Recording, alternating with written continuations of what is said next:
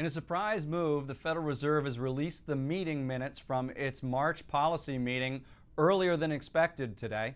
The meeting minutes typically would have been released about 2 o'clock this afternoon, but it turns out that inadvertently the Fed had released the minutes to about 100 congressional staffers and lobbyists sometime during the day yesterday.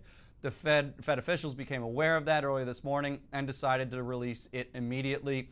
There appears to be some investigation underway, contact with the CFTC and SEC to determine if there was any suspicious trading activity. Now to the minutes themselves, and take into account here that this policy meeting took place before we had the March payrolls report, which came out last Friday.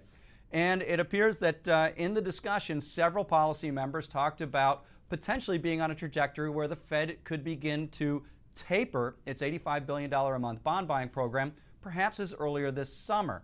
Now, we have to determine whether that is still a viable option given the really dismal report we got in March from payrolls, only 88,000 payroll jobs added during the month, and a big drop in the labor participation rate to the lowest since 1979.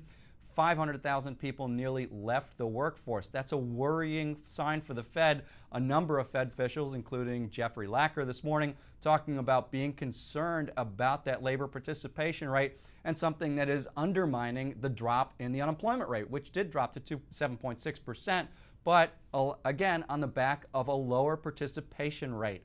So it is questionable right now whether the body of hawks, which could be 3 or 4 on that committee. It's still 11-1 voting in favor of maintaining the program, but a body of hawks that does seem to be voicing concern about the continuation of the program, whether it's viable to continue a discussion about tapering as early as this summer.